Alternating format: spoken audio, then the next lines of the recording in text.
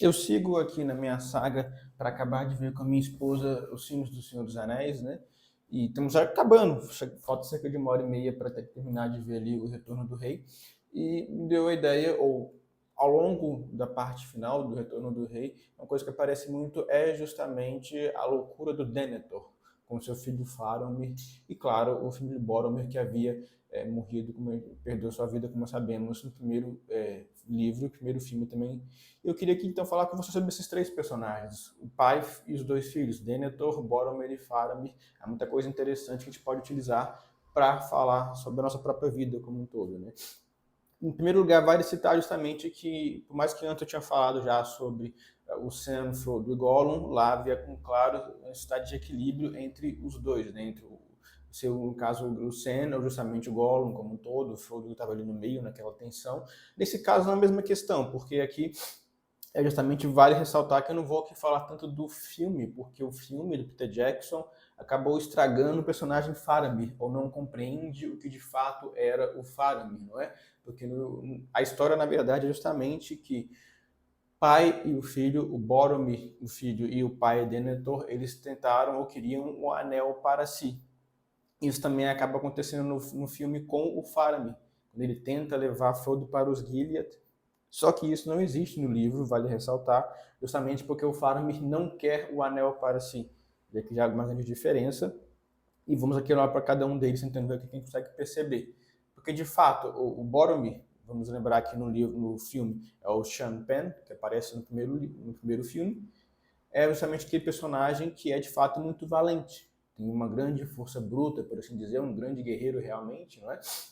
Só que é também, talvez, essa valentia, força bruta, que não tem a prudência ou não sabe utilizar bem a sua força, com a devida sabedoria, portanto. Né? Ou seja, ele pensa demais de si mesmo, ou também do seu próprio reino de Gondor, do trabalho que eles faziam. Né? Ele acha, de certo modo, claro, que vê os hobbits pequenininhos, como meros anões, por assim dizer, sem força, e pode-se pensar que eles são insignificantes. Quando sabemos, claro, que na verdade toda a história do Senhor dos Anéis são os hobbits, os insignificantes, que cumprindo seus deveres conseguem salvar o mundo, não é? Acontece que ele pensa, sobretudo, a grande questão é essa, de que o poder do anel que apresentava um grande poderio também militar, bélico, naquele contexto de guerra contra Sauron, poderia justamente ser utilizado para derrotar o próprio Sauron. Não é? Ou seja, eu posso utilizar esse instrumento que era de corrupção, de mal, que foi criado pelo mal, para fazer o bem. Isso já, hoje em dia, como a gente fala ou pensa isso no seguinte termo: os fins justificam os meios. Né? Acontece, bom, isso não é verdade, ou essa grande fala do Boromir, ele não é uma pessoa ruim, ele é valente, ele é leal a Gondor, então ele é um patriota, não é? Valoriza a sua pátria. Ele está preocupado que ela pode ser destruída pelo seu conflito bélico contra Sauron, mas esse problema, essa possível causa justa de utilizar o mal para tentar fazer o bem, que não existe. Né? Na verdade, ele vai construir na sua cabeça essa ideia de que os homens que têm um coração bom, e você coloca como alguém de coração bom como um todo, né? Ah, não, eu posso ser capaz de utilizar o anel. Acontece que o anel vai justamente seduzindo o Boromir, envenenando a sua própria mente, e justamente porque pensa-se que ele pode utilizar como algo bom, mas vai corrompendo ele, pensando que à medida que ele vai vendo o anel, ou vai tendo contato com o anel ao longo da jornada, ele começa a ter uma visão de que ele pode ser um grande rei benevolente. Olha, quem conhece a história do Senhor dos Anéis sabe que ele jamais poderia ser o rei, justamente porque o seu pai era um regente. Ele não era um rei de sangue, como era o caso do reino de Gondor como um todo, né? Jamais ele poderia ser o rei, mas ele tem esse desejo de grandeza, de ser um grande rei, que está então virando o quê? Saindo desse início bom, né, desse motivo bom para corromper-se com o anel, para virar, claro, autoexaltação, portanto. Né? Ou seja, mostra-se, portanto, que eu posso começar também na minha própria vida com uma justificativa bom para alguma coisa, mas se é um meio ruim, vai levar de modo inevitável para a corrupção. Também da minha própria vida como um todo. Eu vou exaltar a mim mesmo, né? Acontece justamente por isso, porque o Boromir também se revela ao longo do livro. O Faramir diz que desde pequeno ele ficava incomodado porque ele não via o seu pai como um rei. Ele era apenas o regente de Gondor, como eu citei aqui já, né? Ou seja, o anel usa que ele já tinha a inclinação natural para corrompê-lo, né? Ah, não, você pode ser rei, sendo que ele não podia. Então, a corrupção do poder, não é? Ele também é temoso ao longo da jornada, quando ele está, por exemplo, encontra na terra justamente dos elfos, quando ele encontra, por exemplo, a Cate Blanchett, no caso do filme, do livro, justamente ele pensa que ele deveria ir ainda para Minas Tirith, ou seja, pensa que só o caminho dele poderia ser o correto. Mesmo quando ele conta Galadriel, todos aqueles pontos no livro, ele ainda pensa isso. Ou seja, é sempre um cara orgulhoso, temoso, desconfiado de outros planos, pensa que os outros não podem estar corretos, tem que ser do jeito dele, por assim dizer, né? Bom, acontece que pelo menos após ele tentar, e aqui é igual no filme, ele vai tentar tomar o anel do Frodo, que era o portador do anel, como bem sabemos, ele se arrepende logo depois. Então ele tem um mínimo de consciência, ele viu que estava fazendo alguma coisa ruim e logo então ele luta até perder sua própria vida, dar a sua vida para tentar proteger os dois hobbits que ele poderia achar antes que eram significantes, mas que eram o Merry e o Pippin, ou seja, de dar a sua vida pelos outros, dar justamente a vida, e claro, com isso, o próprio Aragorn, que era o legítimo rei, depois, não sabemos, ele dá para o Boromir, quando ele confessa para o Aragorn o que ele fez, um tipo de vitória, remonta no livro que ele teve uma vitória, justamente foi uma vitória, como sabemos, moral. Ele reconhece as suas falhas e assim consegue ainda assim encontrar um fim feliz ou em paz consigo mesmo, né? Poderia até mesmo, diz o seu irmão Faramir, que se ele visse o Aragorn como rei legítimo, ele iria reverenciá-lo. O que de fato é justamente o que não acontece com seu pai, o Denethor, que sabia como regente que o Aragorn depois poderia e era o rei legítimo, só que conscientemente ele quer manter o poder para si. Ele não quer que o Aragorn, como rei, vá de fato assumir com Elessar depois o trono de Gondor. Por quê? Ele perdeu essa ideia de que de fato qual era a sua função como regente. Então não tem um coração puro, né? Sou regente, eu tenho que dar o lugar para o rei quando ele voltar. Mas esse intervalo de mais de 1000 anos em que Gondor ficou sem rei legítimo, ele esqueceu de fato o que era essa questão. Mas, sobretudo, ele tinha uma certa grandeza. No livro, Tolkien retrata o Denethor como alguém que era inteligente, tinha uma visão estratégica, só que se perde, porque apegou-se ao poder e tinha ressentimento, não queria ceder para o rei legítimo, né? E o grande ponto de Denethor, que talvez não fica tão claro no filme, é que ele tinha uma Palantir, que era esse portal, como sabemos, que também aparece com Merry no filme, uma bola preta que levava para o outro portal, permitia-se então para ter contato com o inimigo, né? O transportar-se saindo de um lugar para o outro por meio daquele portal, que pode inclusive ser uma aplicabilidade de pensar justamente que é, por exemplo, na vida moderna, uma televisão, um rádio, um meio moderno, ou no nosso caso, claro, um celular, rede social, que vai pervertendo justamente a cabeça do Denethor, porque ele fica vendo apenas o inimigo que vai corrompendo ele vê o poder de Sauron, tenta entrar num certo tipo de combate mental com o Sauron, que era o grande maligno como um todo, né? E levado por assim dizer, por esse anjo ruim, pelas inclinações ruins, ele calcula, pelo que ele tinha de inteligência, que ele não poderia derrotar matematicamente ou racionalmente o Sauron, porque ele tinha um exército muito numeroso. E aí a grande questão é isso, o Denethor então ele fica entrando no desespero, vai cedendo e virando loucura, porque ele não consegue pensar nada que vai para além dele. Ele perde a esperança porque ele é muito tem uma avareza, né? Ele faz esse cálculo frio racional e pensa que nada mais pode vir para além disso, não vai existir nenhum tipo de ajuda, ou não há, por fim, ele perde, ou seja, a esperança, desse modo calculista puro, né? Apenas a razão, e esquece de fato o que poderia, primeiro, sua função como líder, né?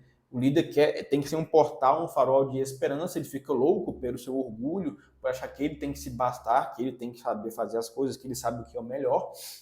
Assim perde a esperança, fica louco, e com isso, claro, ele fere, por assim dizer, a hierarquia da realidade, ele fica fechado em si mesmo. Então ninguém pode me salvar, não há mais esperança, e no seu ápice de soberba, de desespero pela sua loucura, ele quer, como fala o Gandalf no livro também, determinar a hora da sua própria, que ele vai perder a sua própria vida, para ele e para o filho dele, que é o Faramir. Como sabemos, ele também mostra isso muito no filme, né? O Faramir fica ferido em batalha por culpa do Denethor, que quer levar ele justamente para tentar retomar os Gilead no momento que não era possível, nem mesmo era racional, então ele ficado louco por si só. E com isso ele quer dizer quanto que ele e seu filho devem perder a própria vida, né? Que é, claro, uma loucura, uma soberba gigantesca, e lembra justamente esse desespero E esse é um ponto interessante, porque a própria relação do Faramir com o seu pai, Denethor, é algo bem também explorado no filme, né? Porque o Denethor, justamente, como o Faramir perdeu sua própria mãe logo no início de sua própria vida, é aquele amor ressentido, aquele amor amargurado, não é? Ele olha para o Faramir e pensa que ele é alguém que não é forte, como o Boromir, por exemplo. Acontece então que o Faramir cresce primeiro nesse momento, já com um certo falta de amor pelo seu pai, e a rejeição paterna, ao mesmo tempo que é órfão da mãe, portanto, mas é uma pessoa que representa justamente essa ideia de que ele entende, em primeiro lugar, ao contrário do Boromir, que o poder iria apenas corrompê-lo. Então, quando o Boromir pensava que ele poderia instrumentalizar o anel, o Faramir fala muito bem no livro, como a gente falou. Eu não pegaria essa coisa nem se tivesse à beira da estrada, por assim dizer, né? Ou nem se a minha cidade ou a minha pátria estivesse caindo, e se eu tivesse isso daqui para poder salvá-la, usando o poder do anel, no caso, nem assim eu iria utilizá-lo. Por quê? Porque ele compreende que uma cidade salva pelo mal irá se corromper. Já vai estar perdida porque utilizou um meio ruim, um instrumento ruim. Ou seja, é o exato oposto do Boromir, né? O Faramir nega em qualquer instante o anel. Ele não quer pegar o anel em hipótese alguma, como ele faz no filme, por isso que o filme não compreende em nada o que é o Faramir, ou quer construir uma estrutura de roteiro para culminar no segundo filme em um ápice, né? Com todos os encontrinhos Gilead em Gondor, e modifica assim ou perde o Faramir com sua essência, né? Não compreende de fato o que é o Faramir, portanto, porque o Faramir também ele compreende o peso espiritual da guerra.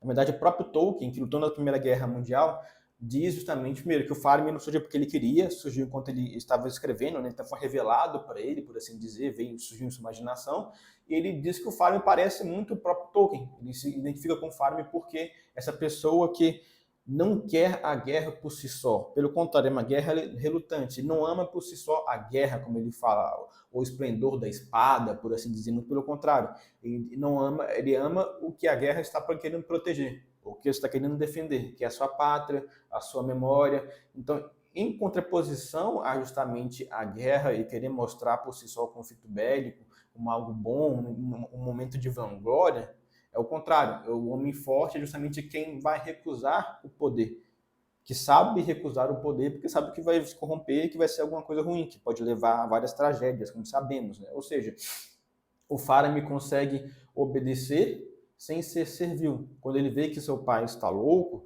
que ele, meu pai quer o anel, mas isso vai ser ruim, ele não vai negar-se a isso, não vai corromper a sua alma, tendo contato com o anel, não vai corromper a sua pátria. Porque uma pátria, como falamos aqui, salva pelo anel, estaria corrompida por si só, não é?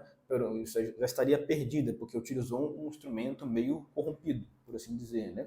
Ao mesmo tempo, o Faramir, então, ele não gosta da guerra, mas ele gosta do quê? É uma pessoa que tem mais contato com a história de Númenor, que era a tradição de Gondor, de onde veio na época do Silmarillion, aquela ilha que tem formato de estrela, que era onde surgiram os homens que tinham uma ligação maior com a parte divina, transcendente, justamente eterna da mitologia do Tolkien, e justamente com isso ele tinha um maior contato com a sabedoria e com a tradição. Ele amava justamente, então, o conhecimento e não a força bruta por si só. Amava, então, a tradição, a memória, ao invés de ser apenas um grande valente guerreiro que conquistava, né? Não queria dominar, mas queria contemplar a beleza do mundo como um todo, o bem da sua pátria, por exemplo. Né? Ou seja, entende que o poder corrompe, como a gente falou, ama a sabedoria e não apenas a força bruta, e não quer instrumentalizar o mal. De tal modo que o Faramir é alguém muito profundamente humilde, conhece o seu lugar e por isso também ele percebe quando os tempos mudam. Quando o rei de fato, que é o Aragorn, como a gente sabe, o Aragorn volta para Gondor, ele cede seu lugar como regente para o Aragorn. Então ele sabe o seu lugar e pela sua humildade consegue ler bem a realidade e os novos tempos. Depois de quase 1000 anos, há um novo rei em Gondor e o Faramir dá o seu lugar e entende o seu lugar na história, portanto. Né? E o que é mais bonito, ele, como sabemos também pelo filme, o Faramir, ele fica ferido, não é? E ele vai para o lugar, para a casa de cura. E lá ele também encontra justamente a Elwyn, que era essa figura que também queria lutar, pensava que ela, como mulher, podia ir para a guerra e conquistar grandes batalhas, grande glória na guerra. e ambos vão para a casa de cura, que é esse local que está no filme, também aparece de um modo ou de outro, e também no livro, claro, e percebem que haviam sido tentados e danificados pelo conflito bélico, que traz grande sombra, dificuldades, mas encontram um ao outro o poder, então, da verdadeira glória, que é a glória do amor. A cura, na casa de cura, eles encontram a cura do amor, um pelo outro. Então, até a própria Elwen, de modo muito belo, ela diz, eu não quero agora mais, eu quero ser a healer, vou curar apenas ou querer amar as coisas que crescem e que não são estéreis. É aí que eu vou poder achar a glória que de fato é verdadeira. Construindo uma família, sendo uma mãe de família, cuidando dos meus filhos. Isso de fato vai ter uma grande glória, porque ao invés do conflito bélico, que vai apenas levar para a destruição, sombras, muitas vidas que se perdem na guerra, ao contrário, aqui eu vou criar e gerar novas vidas. Dar aqui um legado, uma transcendência de famílias que vai portar a tradição e daí sim há grandes frutos aqui, há grande glória. Então entende de fato sua função, assim como o Faramir encontra sua vocação.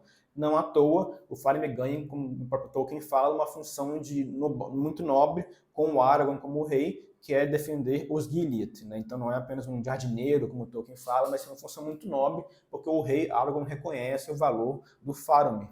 Assim, então, como eu falei, assim como o Tolkien se via como o Faramir, a gente também deve pensar que nós podemos ser o Faramir, portanto, né?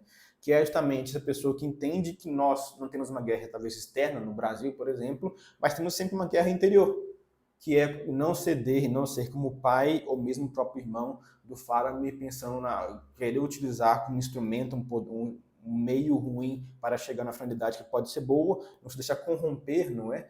Amar não a própria força bruta ou a vanglória da batalha, mas sim o bem protegido, saber o que é amar, saber que eu tenho uma guerra interior em mim mesmo, crescer em humildade e ter o meu coração no que de fato vai ser transcendente e no encontro com a tradição, por assim dizer também, e não querer sucumbir ao mero calculismo racional de pensar que eu, por si só, eu sozinho, vou poder derrotar alguma coisa, mas ter essa visão da esperança e contar com os outros, com a ajuda, ou mesmo, como Tolkien fala nos livros, da sorte, um acaso providencial, que pode ter essa virada, e mesmo que não pareça algo racional, possa vencer essa batalha ainda, com algum tipo de ajuda que não vai só para mim mesmo. Né? Eu não me basto, eu tenho que contar com os outros. E isso é um grande caminho, como um todo. E amando o lugar, as coisas certas, eu vou saber meu lugar na história, na realidade, vou entender minha vocação, o meu chamado. E com isso, como também fala o Faramir para a Elwin, em uma parte do livro, eu vou ter esperança. Eu não vou crer ou pensar que a escuridão irá permanecer para sempre. A escuridão é temporária, como fala o Tolkien também justamente, quando eu tenho, mesmo quando tudo parece perdido, pode haver uma grande luz no fim do túnel, né? Pode existir, então, portanto, o que o Tolkien chama de eucatástrofe, que é essa virada repentina que pode ter um final feliz para a história, né? Que vai para além desse mundo, por assim dizer, né? Isso acontece, como eu falei, se eu amar e querer buscar as coisas que crescem e que vão perdurar, e não apenas a minha própria vanglória, como tentaram os irmãos do Faramir. Mas mesmo se eu cair, eu posso querer então me arrepender, como fez o Boromir, né? Não me sucumbir ao desespero, como fez o pai do Faramir, o Denethor, e perder sua própria vida, né? Jogando na fogueira, como também vimos no filme, né? Então, pessoal, é isso. Eu também falei, como vocês sabem já, do Théoden, em outro filme, vídeo também. Falei do Frodo, do Sam, do Gollum, como também já citei. E caso queira que eu fale de outra parte do Senhor dos Anéis, coloca aqui nos comentários. E até o próximo vídeo, viu? Muito obrigado. Até a próxima.